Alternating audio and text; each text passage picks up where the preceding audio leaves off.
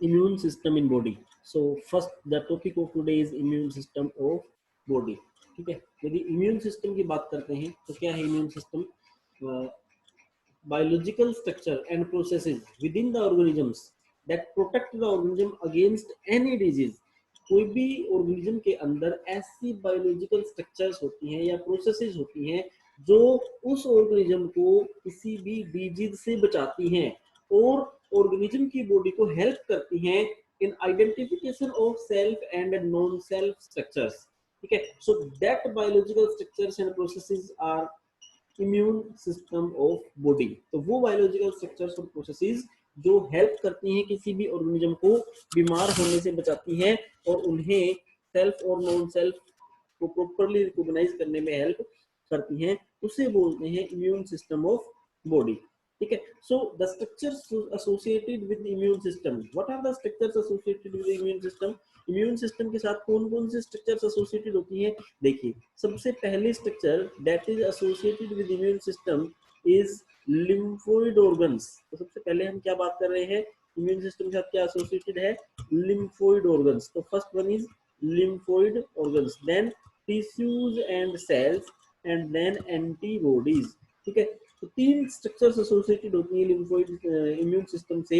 एक lymphoid organs होते हैं, दूसरा टिश्यू होते हैं, सेल्स होते हैं और तीसरी एंटीबॉडीज होती है. ठीक है, नाउ फॉरेन एंटीजेंस को रिकॉग्नाइज करते हैं हमारा इम्यून सिस्टम, उनकी अगेंस्ट रिस्पॉन्स देता है और उनको याद रखता है. देखिए, कोई भी फॉरेन एंटीजन बॉडी में आया, एंटर किया, ठीक है, इम्यून सिस्टम ने उसको रिकॉग्नाइज किया, ठीक है, उसके अगेंस्ट रिस्पॉन्स किया, उसको किल करने के लिए एंटीबॉडीज प्रोड्यूस की और उसको किल किया, और फिर उसको याद भी रखते हैं कि यदि वही सेम पैथोजन फर्दर अटैक करे तो उसको पहचान जाते हैं कि हाँ ये तो वही है जो पहले भी आया था. ठीक है, तो ये इम्यून सिस्टम के मेजर फंक्शंस हैं. फंक्शंस क्या है?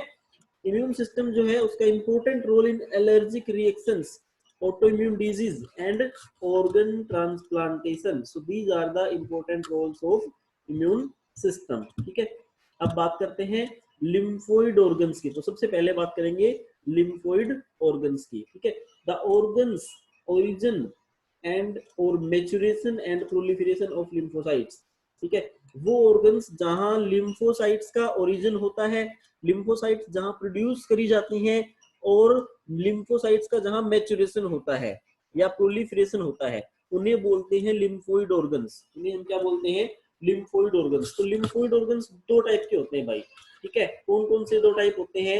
एक तो होते हैं प्राइमरी लिम्फोइड ऑर्गन्स और एक होते हैं सेकेंडरी लिम्फोइड ऑर्गन्स. ठीक है, एक तो होते हैं प्राइमरी लिम्फोइड ऑर्गन्स और एक होते हैं सेकेंडरी लिम्फोइड ऑर्गन्स. तो प्राइमरी लिम्फोइड ऑर्गन्स क्या होते हैं?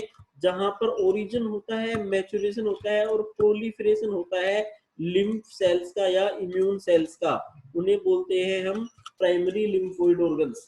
ठीक है, तो प्राइमरी लिम्फोइड ऑर्गन्स मेनली दो होते हैं. कौन कौन से? Bone marrow and thymus. तो bone marrow and thymus are primary lymphoid organs. तो प्राइमरी लिम्फोइड ऑर्गन्स क्या है? जहां ओरिजिन होता है, मैच्योरेशन होता है और प्रोलिफरेशन होता है किसका? इम्यून सेल्स का. ठीक है, उन्हें बोलते हैं primary lymphoid organs. Primary lymphoid organs कौन से होते हैं? बोन मैरो और थाइमस. ठीक है, देखो बी सेल और टी सेल दो सेल्स होती हैं. तो बी सेल जो होते हैं ना, उनका फॉर्मेशन ओरिजिन बोन मैरो में होता है और उनका मैच्योरेशन भी बोन मैरो में होता है. बी सेल्स का ओरिजिन बोन मैरो है, मैच्योरेशन भी बोन मैरो है. जबकि टी सेल्स की बात करें तो टी सेल्स का ओरिजिन बोन मैरो में होता है लेकिन मैच्योरेशन कहाँ होता है? थाइमस में होता है. ठीक है, so for maturation T cells migrate to thymus. तो मैच्योरेशन के लिए टी सेल्स कहाँ माइग्रेट करेंगी? थाइमस में माइग्रेट करेंगी. तो हमने कहा कि जहां ओरिजिन होता है और जहां मैच्योरेशन होता है वो प्राइमरी लिम्फोइड ऑर्गन. तो बोन मैरो में बी सेल्स का ओरिजिन और मैच्योरेशन हो रहा है, थाइमस में टी सेल्स का मैच्योरेशन हो रहा है. तो बोन मैरो और थाइमस क्या हो गए? प्राइमरी लिम्फोइड ऑर्गन्स हो गए. ठीक है, तो जहां थाइमस में उनका मैच्योरेशन होता है इसीलिए उसका नाम टी सेल्स है. ठीक है, बी सेल्स का नाम बी सेल्स इसलिए है because B cells were firstly discovered in birds in the bursa Fabricius gland of birds. ठीक है, तो वह बर्सा फैब्रिकेसा से बी वर्ड लिया गया है तो इसलिए उनका नाम पड़ा है बी सेल्स. ठीक है, तो प्रोलिफरेशन और मैच्योरेशन के दौरान immature lymphocytes differentiate into antigen sensitive lymphocytes. क्या होता है, जब लिम्फोसाइट्स का प्रोलिफरेशन होता है और मैच्योरेशन होता है, ठीक है, उस दौरान क्या होता है, जो इमेच्योर लिम्फोसाइट्स होती है ना, वो डिफरेंशिएट होकर के एंटीजन सेंसिटिव लिम्फोसाइट बना देती है, ठीक है। और मैच्योरेशन के बाद में लिम्फोसाइट माइग्रेट करती है सेकेंडरी लिम्फोइड ऑर्गन्स में, ठीक है। So after the maturation the lymphocyte migrate to secondary lymphoid organs. Maturation होने के बाद में सेकेंडरी लिम्फोइड ऑर्गन्स में चली जाती है। अब बात करते हैं कि सेकेंडरी लिम्फोइड ऑर्गन्स क्या होते हैं। तो देखिए सेकेंडरी लिम्फोइड ऑर्गन्स क्या होते हैं। सेकेंडरी लिम्फोइड ऑर्गन्स की बात करें तो सेकेंडरी लिम्फोइड ऑर्गन्स जो हैं they provide the site for interaction of lymphocyte with antigen, ठीक है। मतलब लिम्फोसाइट जो है वो मैच्योरेशन होकर के सेकेंडरी लिम्फोइड ऑर्गन्स में आ गई, वहां पर वो लिम्फोसाइट एंटीजन के साथ, ये मान लीजिए एंटीजन है, ये लिम्फोसाइट है, तो वो लिम्फोसाइट जो है वो एंटीजन के साथ क्या करेंगी, इंटरेक्शन करेंगी, ठीक है। लिम्फोसाइट एंटीजन के साथ इंटरेक्शन करेंगी और उसके बाद में लिम्फोसाइट इफेक्टर सेल में कन्वर्ट होकर के एंटीजन को खत्म करने में हेल्प करती हैं। तो सेकेंडरी लिम्फोइड ऑर्गन्स कौन से हैं भाई, स्प्लीन, ठीक है, lymph nodes, tonsils, pairs patches, ये क्या है, सेकेंडरी लिम्फोइड ऑर्गन्स हैं, ठीक है। अपेंडिक्स, ये सब क्या है, सेकेंडरी लिम्फोइड ऑर्गन्स हैं, ठीक है ना।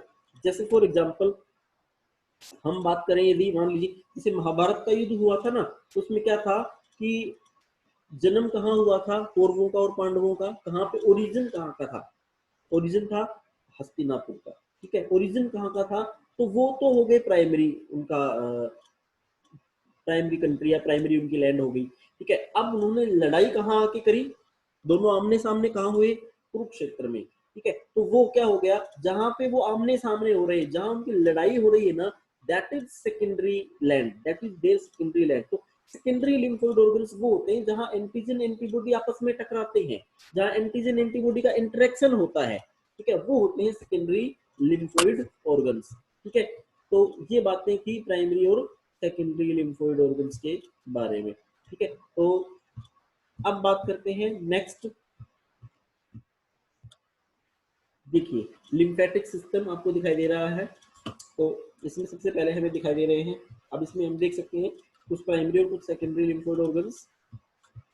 देखिए दिस इज टॉन्सिल, सबसे पहले टॉन्सिल कहाँ होते हैं, गले में होते हैं हमारे, हमारा जो गला होता है ना, यहाँ पर होते हैं, हमारा जो फेरिंग्स होता है ना, फेरिंग्स, फेरिंग्स के अंदर एक रिंग की फॉर्म में टॉन्सिल्स अरेंज्ड होते हैं, जिसको हमने वेल्डेयर्स रिंग बोलते हैं। तो वेल्डेयर्स रिंग होती है, वहां पर क्या होते हैं, tonsils are arranged and they are, tonsils are secondary lymphoid organs. Then thymus, thymus जो है ये प्राइमरी लिम्फोइड ऑर्गन है। Then lymph nodes, lymph nodes होते हैं, ठीक है। तो लिम्फ नोड्स जो है ये भी सेकेंडरी लिम्फोइड ऑर्गन्स हैं। लिम्फेटिक वेसल्स, ये वेसल्स होती है ब्लड वेसल की तरह ही, जो लिम्फ को क्या करती है, सर्कुलेट करने में हेल्प करती है, ठीक है। तो ये भी सेकेंडरी लिम्फोइड ऑर्गन्स में आएंगी। स्प्लीन भी सेकेंडरी लिम्फोइड ऑर्गन में आएगा। पेयर्स पैचेज होते हैं स्मॉल इंटेस्टाइन के अंदर, ये भी सेकेंडरी लिम्फोइड ऑर्गन में आते हैं। अपेंडिक्स भी सेकेंडरी लिम्फोइड ऑर्गन है। और फिर बोन मैरो जो है, ये बोन्स के अंदर, लॉन्ग बोन्स के अंदर, ये जो लॉन्ग बोन है इनके अंदर बोन मैरो होता है, ये होता है प्राइमरी लिम्फोइड ऑर्गन, ठीक है। तो ये आपको इस डायग्राम के अंदर, इस फिगर के अंदर लिम्फोइड ऑर्गन्स दिखाई दे रहे हैं, प्राइमरी और secondary lymphoid organs of human body, ठीक है। So next is functions of lymphoid organs. Lymphoid organs के फंक्शंस क्या हैं, तो देखिए सबसे पहले primary lymphoid organs, bone marrow, thymus, उनके बारे में तो हमें पता ही है, उनके फंक्शन क्या है। They provide the environment for development and maturation of lymphocytes, ठीक है। तो प्राइमरी लिम्फोइड ऑर्गन्स जो होते हैं ना, वो एनवायरनमेंट प्रोवाइड करते हैं इसको, डेवलपमेंट और मैच्योरेशन ऑफ लिम्फोसाइट्स, ठीक है। तो बोन मैरो और थाइमस, ये दोनों के दोनों रिक्वायर्ड है टी लिम्फोसाइट के लिए। टी लिम्फोसाइट के ओरिजिन के लिए बोन मैरो, मैच्योरेशन के लिए थाइमस। और बोन मैरो चाहिए किसके लिए, बी लिम्फोसाइट के लिए, ठीक है। फिर थाइमस क्या होता है, थाइमस एक लोब्ड ऑर्गन है, located near the heart, heart के नजदीक लोकेटेड होता है, ठीक है। ब्रेस्ट बोन के नीचे, ब्रेस्ट बोन जो होती है ना हमारी, इसके बिल्कुल नीचे होता है थाइमस, ठीक है। एक लोब्ड ऑर्गन है जो हार्ट के नजदीक होता है, ब्रेस्ट बोन के नीचे होता है, ठीक है। बर्थ के टाइम पे बड़ा होता है, बट धीरे धीरे जैसे जैसे एज बढ़ती है तो थाइमस का साइज भी डिक्रीज होता चला जाता है, ठीक है, रिड्यूस होता चला जाएगा। तो size of thymus reduce in size, thymus reduce in size with age, ठीक है ना। And as the person attain the puberty it reduce to a very small size. जैसे जैसे पर्सन प्यूबर्टी की तरफ जाएगा, प्यूबर्टी अटेन करेगा, थाइमस जो है वो बहुत छोटा हो जाएगा, ठीक है। So this is about thymus. Thymus क्या करता है, थाइमस एक एंडोक्राइन ग्लैंड की तरह काम करता है, थाइमोसिन हार्मोन रिलीज करता है और टी सेल्स को मैच्योर करता है, ठीक है। देन स्प्लीन, स्प्लीन जो है ये सेकेंडरी लिम्फोइड ऑर्गन है। स्प्लीन क्या है, सेकेंडरी लिम्फोइड ऑर्गन है, बीन शेप का होता है। स्प्लीन जो है बीन शेप का होता है, इसके अंदर लिम्फोसाइट्स और फेगोसाइट्स होती हैं। स्प्लीन जो है it contains lymphocytes and phagocytes, ठीक है। And it act as a filter of blood by trapping blood borne micro organisms. Blood borne micro organisms जो होते हैं ना उनको ट्रैप कर लेता है, उनको पकड़ लेता है और ब्लड को फिल्टर करने का काम करता है। Act as a filter of blood, blood को फिल्टर करता है। किससे फिल्टर करता है, माइक्रो ऑर्गेनिजम्स से फिल्टर करता है, ठीक है। सो स्प्लीन जो है it also has a large reservoir of erythrocytes.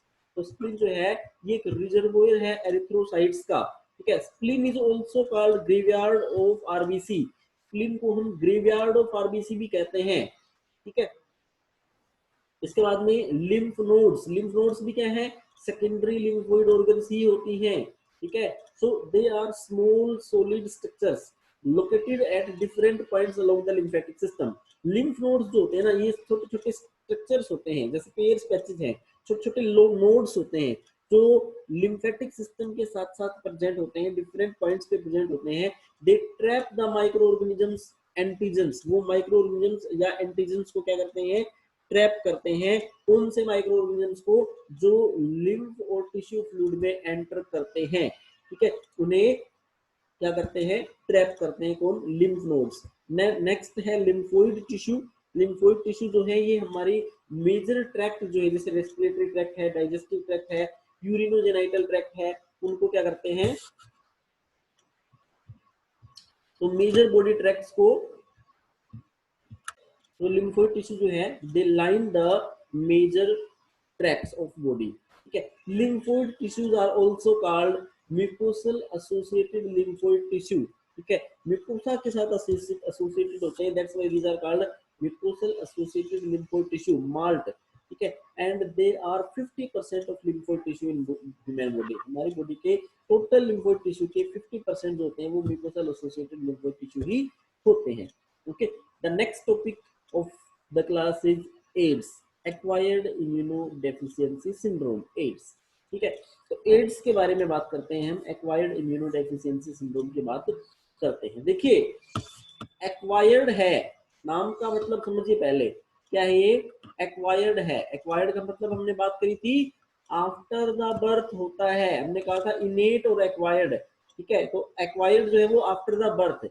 Immunodeficiency, immuno deficiency मतलब इम्यून सिस्टम में डेफिशिएंसी हो जाए, इम्यून सिस्टम वीक पड़ जाए, ठीक है, उसकी वजह से होने वाली सिंड्रोम।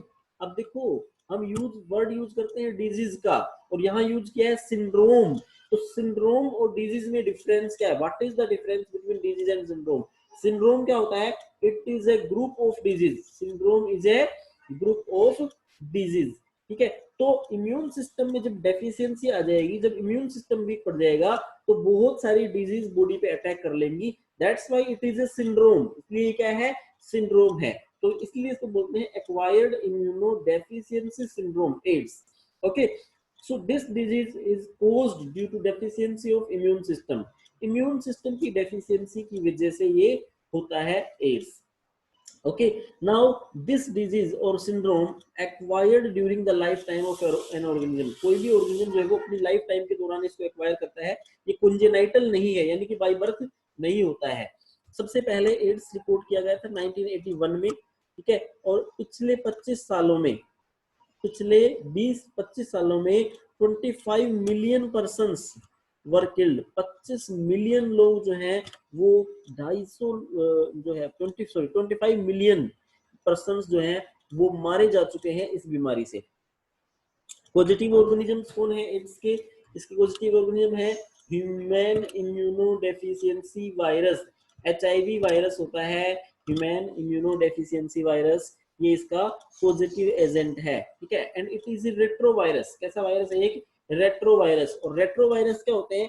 रेट्रो वायरस वो वायरस होते हैं which have RNA as a genetic material, वो वायरस जिनके पास RNA जेनेटिक मटेरियल का काम करता है, डीएनए नहीं होता है, उन्हें बोलते हैं रेट्रो वायरस, ठीक है। So they have RNA genome which is enclosed by a protein coat, RNA genome होता है इनके पास, और RNA जीनोम जो है वो प्रोटीन कोट को एनक्लोज करता है, RNA जीनोम होता है जो कि प्रोटीन कोट को एनक्लोज करता है, ठीक है। सो ये बात है किसके बारे में,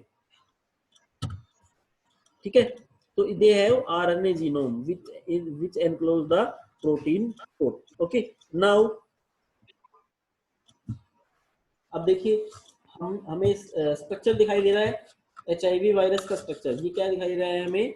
एचआईवी वायरस का स्ट्रक्चर। तो इस स्ट्रक्चर के अंदर हम क्या देख सकते हैं? देखिए यहाँ क्या होता है, अंदर कैप्सिड होता है, क्या होता है? ये एक कैप्सिड है, दिस इज द कैप्सिड, ठीक है। और इसके अंदर दीज आर आरएनए, ये आरएनए है, this is the genetic material of HIV virus, ये एचआईवी वायरस का जेनेटिक मटेरियल है। इसके पास ये ब्लू कलर का दिखाई दे रहा है आपको, this is reverse transcriptase enzyme, क्या है ये? Reverse transcriptase enzyme, this is reverse transcriptase enzyme. So इनके पास रिवर्स ट्रांसक्रिप्टेज एंजाइम होता है which perform the reverse transcription process, क्या कर सकते हैं ये?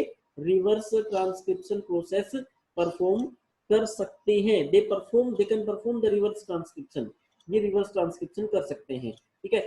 They have a protein code, protein code होती है जिसके पास ग्लाइकोप्रोटीन के स्पाइक्स होते हैं, ये देखिए आपको ग्लाइकोप्रोटीन के स्पाइक्स दिखाई दे रहे हैं, ठीक है ना।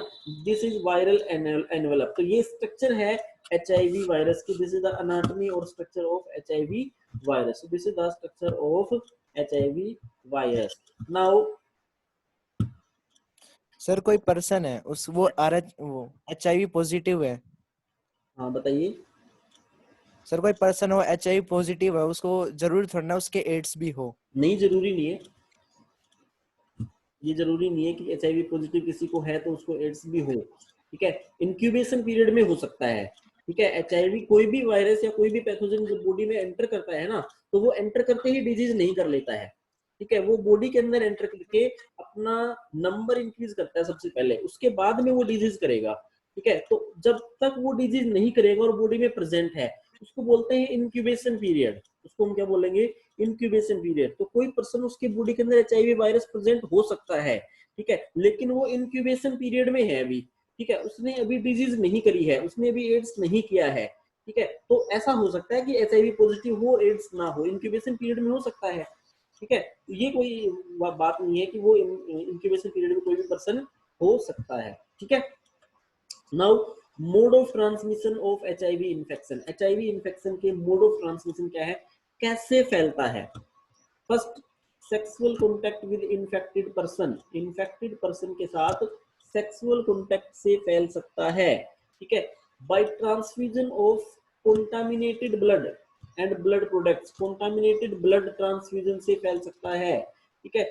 Bye sharing infected needles, infected needles जो है उनसे फैल सकता है, कि एक ही सुई से इंजेक्शन लगाया किसी को, उसी से दूसरे को लगा दिया, तो एक नीडल से किसी एचआईवी पेशेंट को इंजेक्शन लगाया और उसी नीडल से दूसरे को लगा दिया, तो हो सकता है। और ये केस ज्यादातर डॉक्टर्स तो शेयर करते नहीं है, डॉक्टर्स तो क्या करते हैं, जो प्रैक्टिशनर्स होते हैं और जो डॉक्टर्स होते हैं वो तो डिस्पोजेबल नीडल यूज करते हैं, एक नीडल से एक ही इंजेक्शन लगाते हैं। लेकिन जो ड्रग अब्यूजर्स होते हैं, जो इंट्रावीनस ड्रग अब्यूजर्स होते हैं, जो जो लोग आईवी में ड्रग्स लेते हैं, इंट्रावीनस ड्रग्स लेते हैं, वो क्या करते हैं, ड्रग्स लेते हैं, इंजेक्शन लगाया, ठीक है, और फिर उसी इंजेक्शन से दूसरे लगा लेंगे, उसी से तीसरे लगा लेंगे।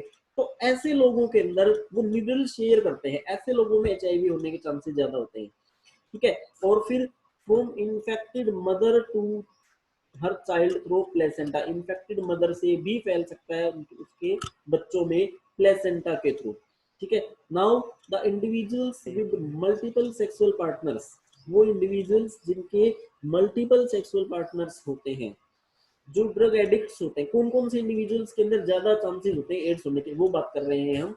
तो जिनके मल्टीपल सेक्सुअल पार्टनर्स हैं, ठीक है, जो ड्रग एडिक्ट्स हैं, ठीक है, और जो इंट्रावीनसली ड्रग्स लेते हैं, जो आईवी में ड्रग्स लेते हैं, ठीक है, और वो इंडिविजुअल्स जिनको ऐसी बीमारी है कि उनको बार बार ब्लड चढ़ाना पड़ रहा है, रिपीटेड ब्लड ट्रांसफ्यूजन, ठीक है, and the children born to an HIV infected mother, और किसी एचआईवी इन्फेक्टेड मदर से जो बच्चे पैदा हुए हैं उनको एड्स होने के चांसेस सबसे ज्यादा होते हैं। तो एड्स होने के चांसेस सबसे ज्यादा किसको होते हैं? सबसे पहले वो इंडिविजुअल जिनके मल्टीपल सेक्सुअल पार्टनर्स होते हैं उनको, दूसरा ड्रग एडिक्ट्स को, तीसरा जो आईवी में ड्रग्स लेते हैं उनको, चौथा जिनको रिपीटेड ब्लड ट्रांसफ्यूजन की जरूरत है उनको, और फिर इन्फेक्टेड मदर से जो बच्चे पैदा हुए उनको सबसे ज्यादा चांसेस होते हैं एड्स होने के।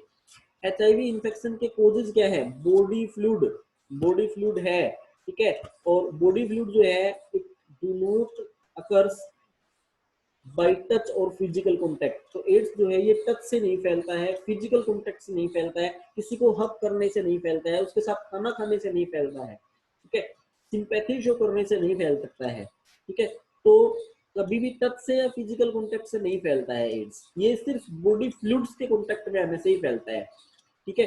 तो अब देखिए वही बात आ गई कि infection and appearance of AIDS symptom, infection हुआ और उसके बाद में एड्स के सिम्टम्स अपीयर होने में 5 से 10 साल लग जाते हैं। एचआईवी बॉडी में एंटर किया और उसके बाद में वो लगभग 5 से 10 साल तक बॉडी में रहेगा, फिर एड्स के सिम्टम्स अपीयर होंगे, तो वो 5 से 10 साल में वो एचआईवी पॉजिटिव रहेगा बट उसको एड्स नहीं होगा, ठीक है, यानी कि वो अपना मल्टीप्लिकेशन कर रहा है, वो इंक्यूबेशन पीरियड में है, ठीक है। So these are some things about AIDS. अब आगे बात करते हैं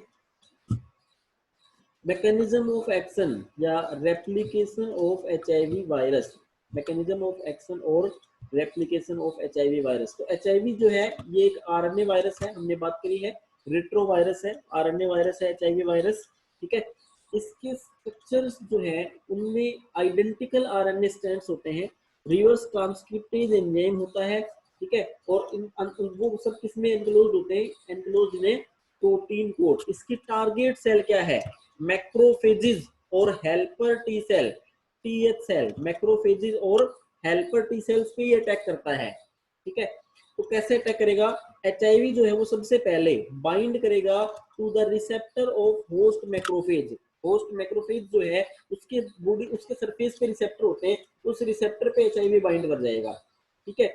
और जब एचआईवी बाइंड करेगा तो एचआईवी जो है वो अपना आरएनए रिलीज कर देगा in the cytoplasm of macrophage. तो जैसे ही वो बाइंड करेगा मैक्रोफेज के ऊपर, उसके अंदर अपना साइटोप्लाज्म रिलीज कर देगा, ठीक है, अपना साइटोप्लाज्म रिलीज कर देगा और रिवर्स ट्रांसक्रिप्टेज एंजाइम भी रिलीज कर देगा, ठीक है। उसकी हेल्प से क्या होगा? वहां पर रिवर्स ट्रांसक्रिप्शन होगा, ठीक है। अब आरएनए का रिवर्स ट्रांसक्रिप्शन मतलब आरएनए से क्या बन जाएगा? डीएनए बन जाएगा। तो वो किस वायरल आरएनए था वो किस में कन्वर्ट हो गया? वायरल डीएनए में कन्वर्ट हो गया। अब वायरल डीएनए जो है ना वो कहाँ पे जाएगा? मैक्रोफेज के न्यूक्लियस में एंटर करेगा, ठीक है, और होस्ट के डीएनए के साथ अटैच हो जाएगा, ठीक है। होस्ट के डीएनए के साथ अटैच होने के बाद में क्या होगा? वो होस्ट के डीएनए के साथ तो उसका ट्रांसक्रिप्शन होगा और ट्रांसलेशन होगा और नई वायरल प्रोटीन्स बन जाएंगी, ठीक है, और फिर उससे क्या हो जाएगा? नए वायरस मॉलिक्यूल्स बन जाएंगे, नए वायरस बन जाएंगे, और वो क्या कर देंगे उसके बाद में? वो टीएच सेल्स, जो जिस टीएच सेल्स के ऊपर अटैक कर रखा था या जिस मैक्रोफेज के ऊपर अटैक कर रखा था, उससे नए वायरस जो है प्रोजेनी वो रिलीज होंगे, और नए वायरस प्रोजेनी रिलीज होकर के नई सेल्स के ऊपर वो अटैक करेंगे, ठीक है। तो अभी देखिए हम इसी चीज को डिस्कस करेंगे एक डायग्राम के थ्रू, ठीक है। तो ध्यान से देखिएगा इस डायग्राम को आप। तो सबसे पहले देखिए क्या देख रहे हैं हम, देखिए ये एचआईवी वायरस दिखाई दे रहा है हमें, क्या दिखाई दे रहा है हमें? एचआईवी वायरस, ठीक है। तो एचआईवी वायरस ये एक CD4 रिसेप्टर होते हैं, क्या कौन से रिसेप्टर होते हैं? CD4 रिसेप्टर, इसके साथ आकर के अटैच कर जाएगा, एचआईवी वायरस अटैक करेगा CD4 रिसेप्टर के साथ, ठीक है। फिर इसने क्या किया? इस वायरस ने CD4 रिसेप्टर के साथ अटैच करके वायरस ने अपना इंसर्ट कर दिया, क्या? आरएनए। वायरस ने अपना आरएनए और रिवर्स ट्रांसक्रिप्टेज इंसर्ट कर दिया, ठीक है। और आरएनए और रिवर्स ट्रांसक्रिप्टेज इंसर्ट किया, तो अब ये जो आरएनए है ये इस रिवर्स ट्रांसक्रिप्टेज की हेल्प से क्या कर देगा, वायरल डीएनए बना देगा। तो ये वायरल डीएनए बन गया। अब ये जो वायरल डीएनए है ये कहाँ पे एंटर कर जाएगा, न्यूक्लियस में एंटर कर जाएगा। न्यूक्लियस में होस्ट के डीएनए के साथ अटैच हो गई। ये होस्ट ब्लू कलर में होस्ट का डीएनए है और येलो कलर में क्या है, वायरल डीएनए है। तो होस्ट के डीएनए के बीच में जाके जुड़ गया। ठीक है। तो अब इसने क्या किया, जैसे ये होस्ट के डीएनए के बीच में जाके जुड़ा,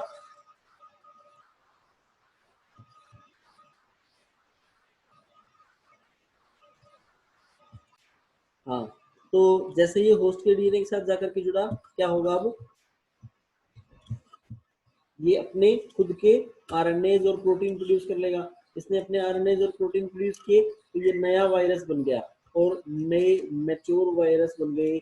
और ये नए मैच्योर वायरस जो है, new viral RNA and proteins move to the cell surface and they form new HIV virus. ये नए एचआईवी वायरस बना देंगे which are ready to attack the new host cell, जो कि नए होस्ट सेल के ऊपर जाकर के अटैक कर देंगे। ठीक है।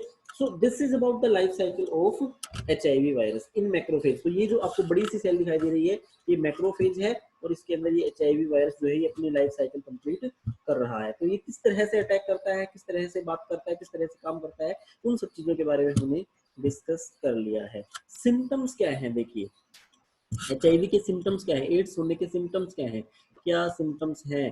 तो देखिए सबसे पहले it attacks the helper T lymphocyte. हमें पता है हेल्पर टी लिम्फोसाइट्स पे अटैक करेगा, तो जिसकी वजह से हेल्पर टी सेल्स का नंबर डिक्रीज हो जाएगा, जिसकी वजह से सेल्यूलर इम्यूनो डेफिशिएंसी हो जाएगी। तो टी सेल्स जो है वो सेल्यूलर इम्यूनिटी में काम करते हैं, तो सेल्यूलर इम्यूनो डेफिशिएंसी हो जाएगी, जिसकी वजह से क्या हो जाएगा, बाउट्स ऑफ फीवर, बार बार फीवर फीवर फीवर फीवर होगा, डायरिया होगा और वेट लॉस हो जाएगा। ठीक है। Highly susceptible to mycobacterium, mycobacterium जो है उसको वो होने के चांसेस बहुत ज्यादा हो जाएंगे, यानी कि टीबी जैसी डिजीज हो जाएंगी। ठीक है। वायरस बहुत जल्दी जल्दी अटैक करेगा, फंजाई अटैक करेगी, फंगल डिजीज होंगे, पैरासाइट्स हो जाएंगे और टैक्सोप्लाज्मा से जो डिजीज होने वाली है वो डिजीज बहुत जल्दी जल्दी उस पर्सन को, ऐसी बहुत सारी डिजीज हो जाएंगी। तो हाईली ससेप्टिबल हो जाएगा ऐसी इस तरह के डिजीज के लिए। ठीक है। And infected person become opportunistic to infection. Infected person जो है वो इन्फेक्शन को फैलाने के लिए अब रेडी हो जाएगा, वो किसी दूसरे को भी इन्फेक्शन दे देगा। ठीक है। इसके डायग्नोसिस कैसे पता लगाते हैं कि एड्स है, उसके लिए एक टेस्ट किया जाता है एलिसा, एंजाइम लिंक्ड इम्यूनोसोर्बेंट एसे, एलिसा टेस्ट किया जाता है। इसके ट्रीटमेंट के लिए एंटी रिट्रोवायरल ड्रग्स दिए जाते हैं। ठीक है।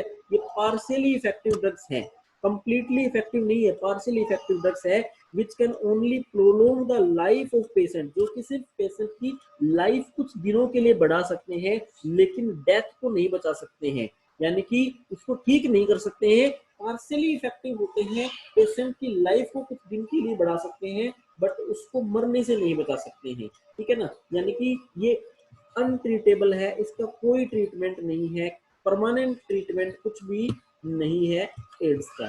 ठीक है। तो these are diagnosis and treatment. अब देखिए what have you heard about AIDS, आपने क्या सुना है एड्स के बारे में, ये सब चीजें हैं तो ये सब तो हम जानते ही हैं। व्हाट डज इट मीन, इसका मतलब क्या है, how does it harm us, who can get it, किसको हो सकता है, वो हमने बात कर चुके, किसको हो सकता है, जो बार बार ब्लड ट्रांसफ्यूजन करते हैं, जो ड्रग्स लेते हैं उनको हो सकता है, मदर से हो सकता है, फीटस के अंदर जा सकता है।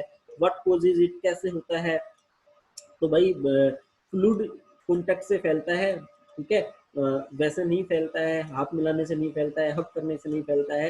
How can we stop it, हम इसको कैसे रोक सकते हैं, तो फ्लूइड कॉन्टेक्ट में ना आने दें, नीडल शेयर ना करें। ठीक है। ब्लड कॉन्टेक्ट ना हो किसी के साथ।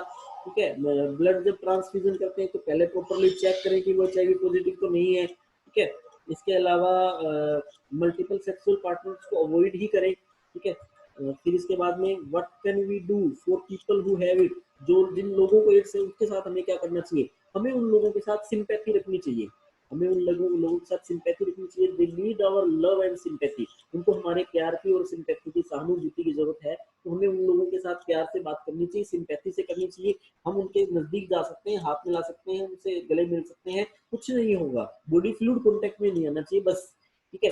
Can it be cured, permanently cure कुछ भी नहीं है। ठीक है। What does it look like, कैसे दिखता है, तो दिखने के लिए हमने बात की वेट लॉस हो जाएगा, प्राइमरी सिम्टम्स की बात करी हमने, बहुत सारे डिजीज हो सकती हैं, वेट लॉस हो जाएगा, ये सब कुछ सिम्टम्स के बारे में हमने बात करी। Which of us has it, किसी को नहीं है हम में से, ठीक है। सो थैंक गॉड कि हम में से किसी को भी नहीं है। So this is about the AIDS and that's all about today's class. Thank you very much. और इसके बाद में हम नेक्स्ट क्लास में डिस्कस करेंगे।